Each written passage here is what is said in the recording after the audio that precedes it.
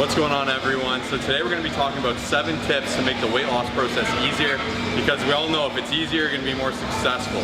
So number 1 to me is finding substitutes. As you can see here, instead of maybe your traditional maple syrup, you can get one that's literally 1/3 the calories, the sugars, the carbs by switching to an Edie Smith substitute. Switching out full-fat popcorn to low-fat popcorn. So the list is endless. We've done a ton of video on great macro hacks. You can check that out down below. But finding these substitutes, you can eat the same foods with way less calories and therefore eat more calories throughout the day. And number 2 tip, this is so important. This is something a lot of people overlook. There's a massive difference between 400 calories of Pop-Tarts versus 400 calories of veggies.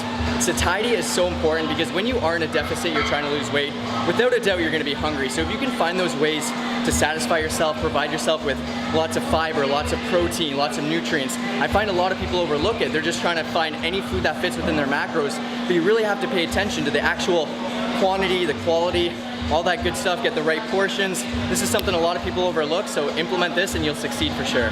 Number 3 is one of my favorite tips, is plan ahead. Preparation leads to success. By actually mapping out your day and knowing what's going on, it really helps out. If you're just going through the day, you eat something, you log in and you're like, shoot, I'm way over my caloric intake, that's gonna put you in a bad position, right? Whereas if you map everything out in the morning, you start to guesstimate your day, maybe having this for lunch, this for dinner, and even if these things change, you can adjust them before you eat it. So by actually planning ahead with your diet, when you're gonna have your meals, where you're gonna have your meals, you're gonna ensure you're not stranded without a paddle, you're gonna be fully prepared to succeed. And number 4, once again, this one is super important. I feel like every single tip is so important because they all play a massive role in helping you keep the weight off long-term, sustainably, and just for the rest of your life. A lot of times, studies have shown that most people that do lose the weight, that's not the hard part. The hard part is actually keeping it off after that cut.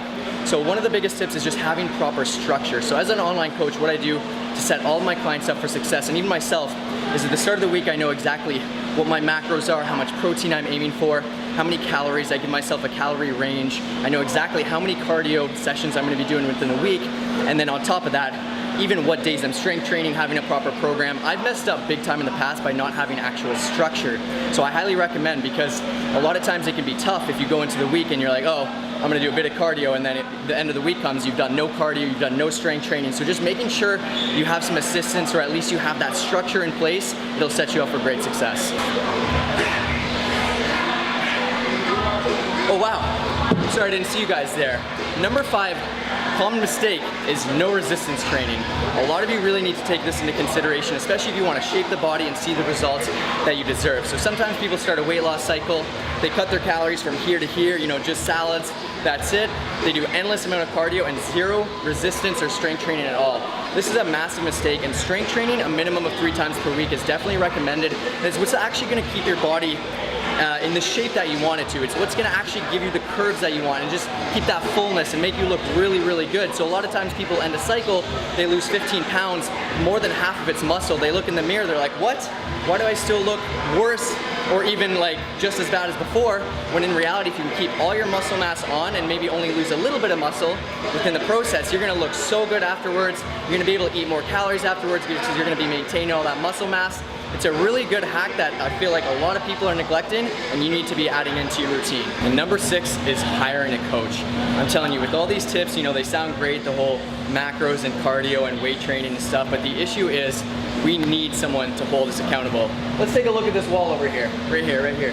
We got all the top basketball players that have ever played. They all had coaches, they all had someone to create a direction for them. Every single professional athlete, I don't care who you are, we need someone to create a game plan for us to succeed within the future. Okay, a lot of times we make emotional decisions within our journey. Let's say one week the scale doesn't go down, you're having 1,600 calories, you decide to bring it under 1,000 because you're like, wow, the scale didn't go down. Myself as a coach, my goal is to be like, hey, you know what?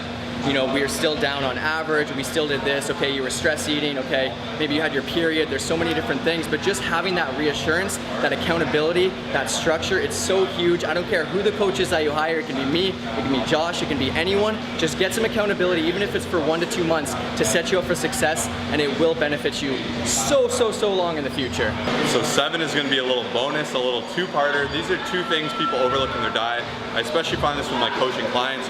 Usually when I fix these 2 things, good things start happening. and they go hand in hand. Number one is actually staying hydrated.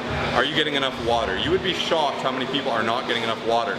We started a 60-day shred challenge with our community, and everyone's like, oh, it'll be easy. You know, we had everyone doing 3 to 4 liters of water a day, and most people are like, I realized before this I was probably doing less than 1 liter.